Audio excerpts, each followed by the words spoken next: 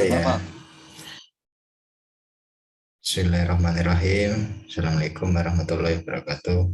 Selamat malam, salam sejahtera untuk kita semua. Bismillahirrahmanirrahim. Wassalatu wassalamu ala asyrofil anbiya wassalim wa ala alihi washabihi ajmain. Allahumma sholli ala sayyidina Muhammad wa ala sayyidina Muhammad amma ba'du.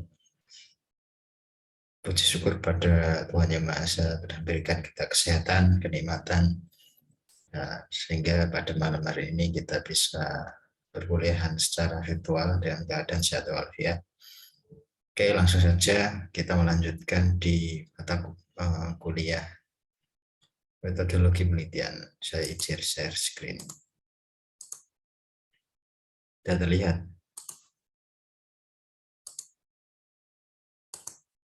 Sudah terlihat ya? Sudah, Pak. Oke, kemarin kita membahas tentang pengantar untuk metode penelitian, kemudian pengertiannya, kemudian apa itu tentang riset, kemudian kita membahas tentang latar belakang masalah, rumusan masalah, tujuan, manfaat. Untuk pertemuan ketiga, kita akan membahas terkait biasanya kalau di proposal itu berkaitan dengan tujuan pustaka, kerangka konsep, dan hipotesis. Nah, kita nanti berkaitan dari itu. Kita mulai dari judul. Biasanya judul itu harus referensinya dari tinjauan pustaka. Dalam arti judul itu sebagai awal dari penelitian agar peneliti dan maaf, dalam arti penulis itu lihat, yang dimanfaat atau yang diteliti sama peneliti itu apa. Biasanya berkaitan dengan kalimatnya itu singkat, padat, dan jelas, dan mencerminkan isi dari kegiatan penelitian tersebut. Kemudian kalau di skripsi biasanya itu tujuan pustaka pada bab 2, yang mana dari latar belakang itu terus kamu ambil referensi-referensi yang menguatkan di kepustakaan atau literasi riset yang kalian ambil, terutama pengembangan landasan teori dari para tokoh. Biasanya kalau yang sosial ini dari teori-teori para tokoh, atau juga untuk sains juga teori-teori dari tokoh-tokoh kedokteran dan lain-lain, diperoleh dari mana? Dari teori, konsep, dan hasil penelitian. Untuk menguatkan biasanya di penelitian tersebut kalian membuat literasi sehingga pembaca ini sebagai yang akan kalian maksudkan ini akan paham apa yang kalian ambil. Misalkan kalau istilah-istilah yang ilmiah, istilah-istilah yang kesehatan itu kan memang sulit. Jadi biasanya dijelaskan di tinjauan pustaka, seperti misalkan penyakit tuberkulosis. Penyakit tuberkulosis ini apa? Itu dijelaskan di tinjauan. Anemia, kemudian hipertensi, ya.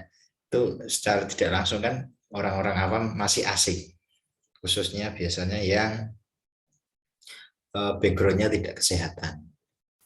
Untuk yang awam atau yang umum biasanya mereka tahu dan mengerti itu istilah-istilah umum saja, misalnya kayak tekanan darah tinggi, darah rendah, kekurangan darah, atau shock dan lain-lain. Yang mana yang penting ini kalian harus punya acuan dari sumber jurnal, atau bisa pada buku, atau juga artikel di web. Cuma di web kurang direkomendasikan, jangan terlalu banyak. Lebih bagus itu proposal 90%, 70-90% lah. Itu memang diambil dari jurnal-jurnal penelitian. Itu pun ada yang tinjauan berupa khusus dan umum. Misalkan gini, pada kita membahas tentang sel darah. Sel darah, umumnya sel darah itu ya dibagi ada eritrosit, leukosit, trombosit. Tetapi ada tinjauan pustaka yang khusus yang memang membahas khusus pada eritrosit misalkan. Eritrosit itu dibahas rinci, pembentukannya bagaimana, kemudian range interpretasi nilai normalnya bagaimana, kemudian penyakit-penyakitnya itu apa saja. Kemudian pilihlah yang selektif atau dalam arti dilihat regensinya atau yang terbaru atau dan relevan. Biasanya banyak sekali tinjauan-tinjauan itu hanya diambil berupa kemiripan saja, tetapi sumbernya itu tidak yang regen, yang terbaru. Kebanyakan kalau artikel memang aturannya itu harus kurang dari 10 tahun. Itu. Berarti kalau misalkan 2022 itu ya minimal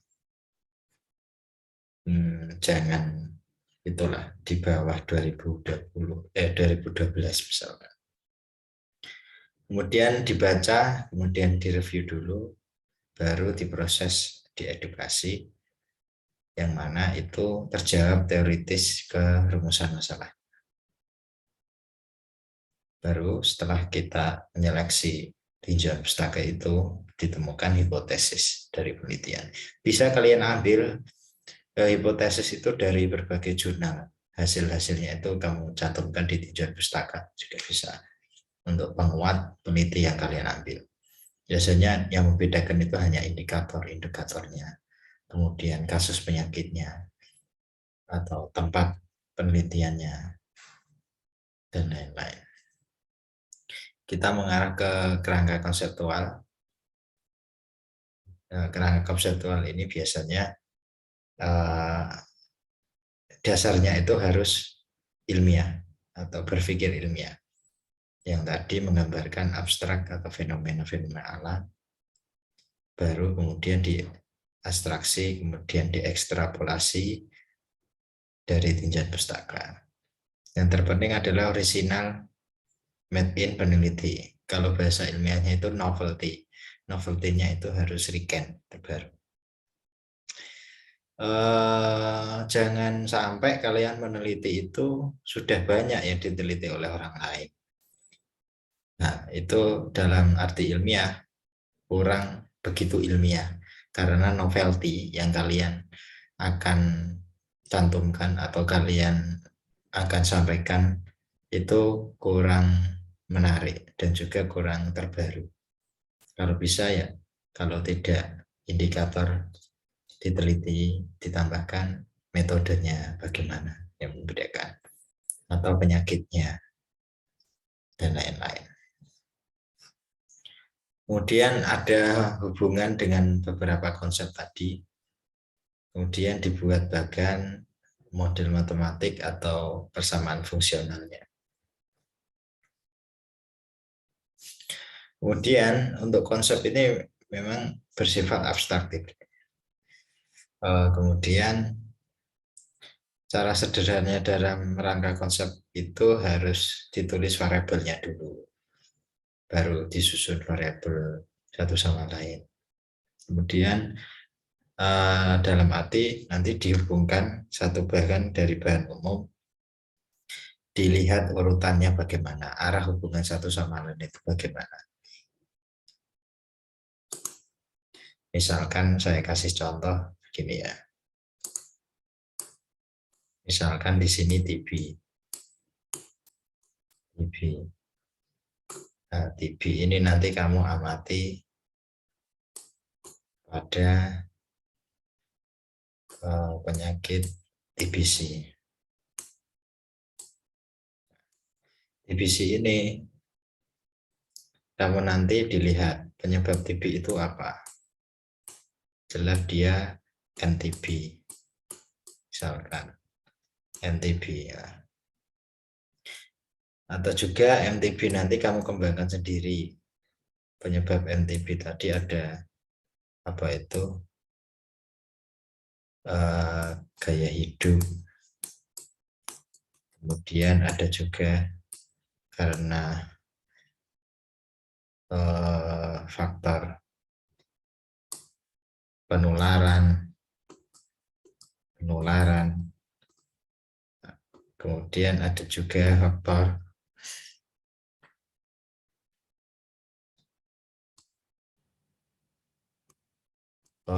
pada desain rumah. Nanti kamu ambil satu saja, misalkan di penularan ini. Penularannya itu dilihat dari indikator ventilasi rumah atau juga indikator apa itu gaya hidupnya, perokok atau tidak, dan lain-lain gitu.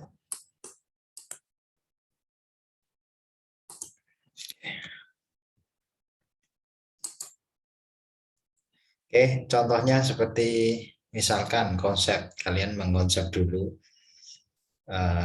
untuk tingkat eksakta ini ya, biasanya itu ada dua, tingkat sosial dan eksakta. Variabel bebasnya ini tingkat, misalkan, ini tingkat sosial atau tingkat ekonomi. Variabel bebasnya yang diamati itu tingkat pendidikan, jenis pekerjaan, atau tingkat pendapatan. Kemudian variabel terikat itu bagaimana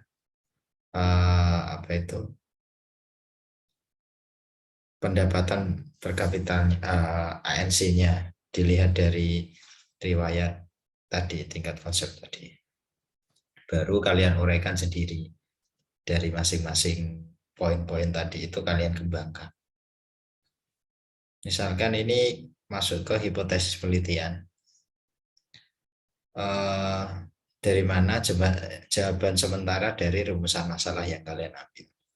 Kemudian baru diuji secara empiris, secara deklaratif atau ya, jelas dan juga to the point. Kemudian dia harus melibatkan antar dua variabel, yang mana di penelitian ini ada penelitian yang analitik, yang eksplanasi. Kemudian ada klasifikasinya, hipotesis, ada yang berarah, kemudian ada yang tidak berarah. Kemudian berdasarkan review literasi, review literatur dari berbagai teori dan fakta penelitian tadi. Kemudian bentuk hipotesisnya ini memang harus ada rumus besar, arah statistiknya bagaimana, satu atau dua ekor penelitiannya. Kemudian hipotesis ini juga bisa ditolak apabila landasannya teori lemah, desain penelitiannya tidak sesuai atau kurang tepat, variabel luarnya ini tidak diperhatikan, sampel kurang representatif. Kemudian instrumentasi yang digunakan alat-alatnya tidak reliable. Misalkan saja teori lemah. Kalian misalkan meneliti HB berhubungan dengan pada penyakit thalassemia, misalkan. Thalassemia. HB berkaitan dengan thalassemia. Dilihat dulu, ternyata untuk klarifikasi teori lemah itu, HB itu dia penyusun eritrosit.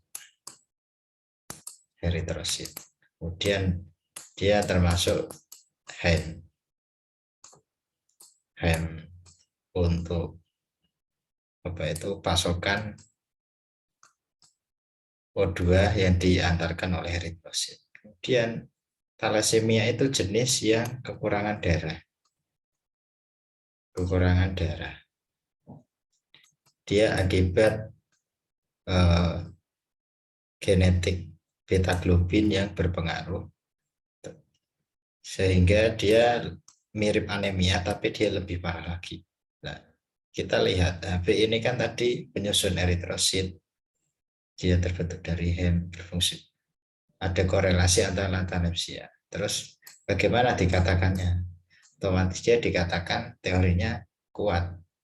Itu untuk menguji teori lemah tidaknya itu kalian bisa telusuri dulu landasan teorinya atau referensinya itu dengan yang kalian indikator yang kalian akan cari.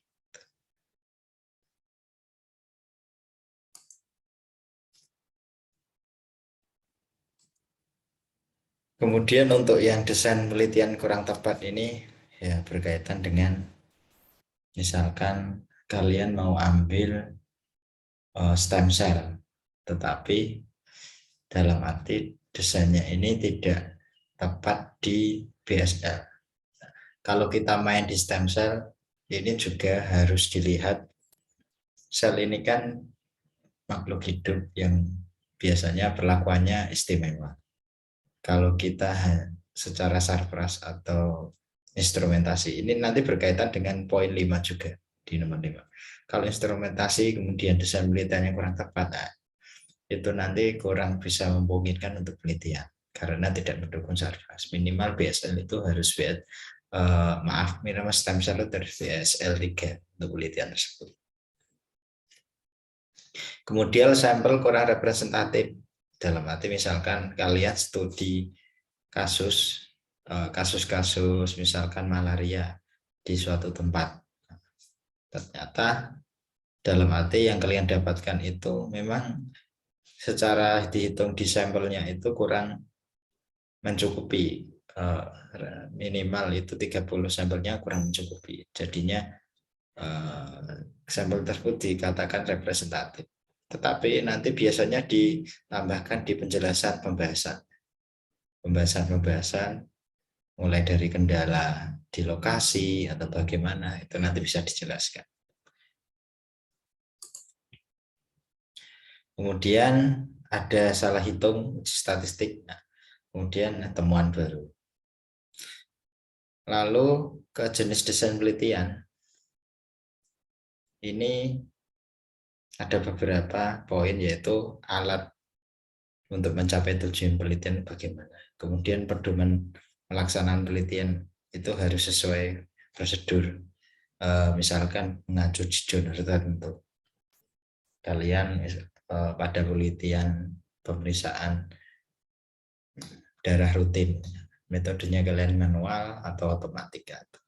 Kemudian pada klasifikasi jenis penelitian, itu meliputi bidang diteliti, bidang telitinya itu rumpun ilmu apa, misalkan hematologi, imunologi, mikrobiologi, bakteriologi, ya. Kemudian tempatnya di mana, waktunya kapan.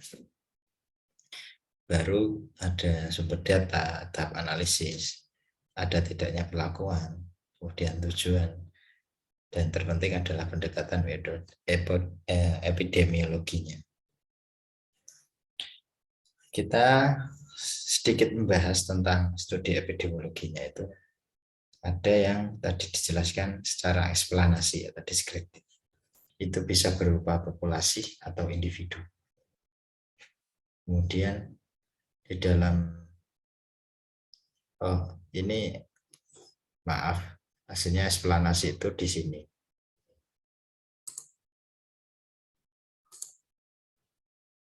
Hasilnya eksplanasi itu di sini dia. Eksplanasi sini. Eksplanasi.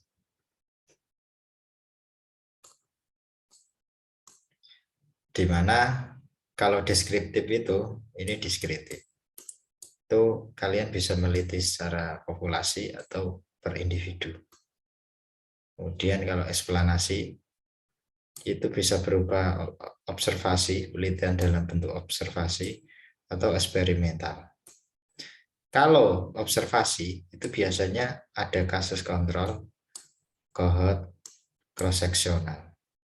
Data ini yang diambil itu berupa retro atau ambil data, misalkan kalian ambil data kasus stunting di dinas kesehatan atau kasus tuberkulosis di rumah sakit mana, rumah sakit X misalkan. Itu lebih ke data-data yang sudah terjadi. retro. Kalau eksperimen dia bersifat klinis,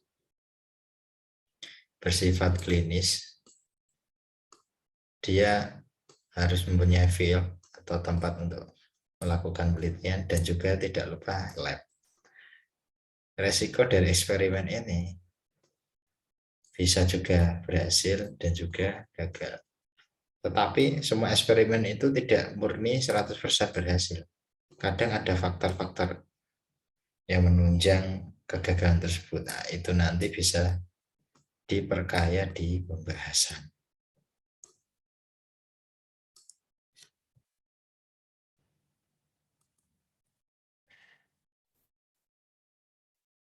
Kemudian kita bahas terkait populasi. Kalau kita mengarah ke populasi nanti, ini hanya pengantar dulu aja ya. Nanti untuk populasi sepertinya lebih dijelaskan secara rinci oleh Pak Yusuf di penelitian selanjutnya.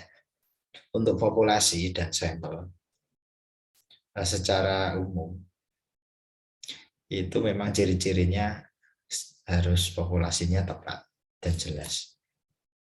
Kemudian populasi dibagi menjadi dua, ada yang sasaran dan terjangkau. Populasi itu sendiri ini dia mempunyai sifat yang karakteristiknya berupa tempat, kemudian waktu atau sumber daya manusianya. Dalam arti dia suatu komunitas di tempat tersebut, dan juga misalkan pandemi COVID. Kalian meneliti di bulan saat pandemi itu menerangkan tentang waktu terjadi pandeminya. Kemudian yang kalian teliti misalkan zona merah di tempat tersebut. Ada berapa kepala rumah tangga, atau bisa kalau yang kalian ambil data itu misalkan pada rumah sakit tersebut. Nah, kalian ambil data pada kasus tuberkulosis atau pada kasus stunting atau malaria tersebut. Sedangkan kalau sampel itu ada yang sampel yang dikehendaki dan ada yang aktual. Dalam arti di dalam sampel yang dikehendaki ini harus dia menyertai kriteria inklusi dan eksklusi dan inklusi. Misalkan kalian ambil anemia. Nah, anemia kan ini masih general.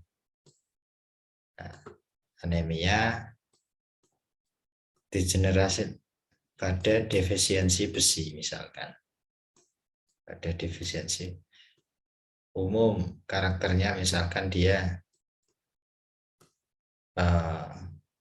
usianya berapa, jenis kelaminnya apa, kemudian misalkan eksklusinya itu dia pernah punya riwayat penyakit anemia apa tidak, punya komorbid apa tidak, komorbid menyertai. Dalam arti yang dikehendaki ini dibuat misalkan sesuai kebutuhan kita yang akan diteliti. Ini misalkan pada tadi yang kasus, bisa juga pada hewan coba. Pada hewan coba misalkan hewan coba ini diteliti untuk tikusnya secara inklusi eksklusi berat badannya berapa ditimbang, kemudian usianya tikus berapa, kemudian dia menggunakan spesies apa, dan lain-lain seperti itu. Sedangkan kalau secara real itu memang faktanya kasus-kasus tersebut sudah misalkan penyakit pada malaria di suatu desa itu kan sudah terjadi. Nah, itu nanti fakta tersebut yang akan diteliti, kemudian data yang kita ambil diolah. Kemudian untuk besar sampelnya bagaimana? Ada yang tanpa rumus, ada yang menggunakan rumus. Biasanya yang tanpa rumus ini ada beberapa alasan-alasan ilmiah.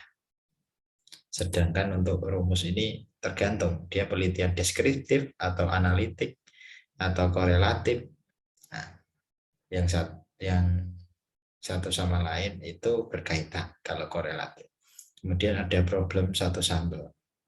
Ini ada data proporsi atau kontinu. Ada problem dua sampel, itu yang berbentuk data estimasi perbedaan parameter, ada hipotesisnya sama, dia kontinu atau proporsi. Kemudian identifikasi klasifikasi dalam variabel ini biasanya pokok permasalahannya. Kemudian ada juga pokok permasalahan di luar. Seberapa penting kalian ambil di kasus-kasus variabel itu nanti kalian cantumkan. Ini ada variabel-variabel kendali, variabel random, moderator, kemudian ada definisi operasional. Kemudian ada penyusunan instrumen. Tadi kalau instrumen ini tergantung metodenya bagaimana. Ada yang studi kasus menggunakan wawancara, pemeriksaan, pengamatan, angket, kuesioner gitu. Kemudian baru pengumpulan data, pengolahan data, penyusunan laporan. Oke. Mungkin memang untuk secara teori di MedPen itu kadang rada bingung. Ada pertanyaan?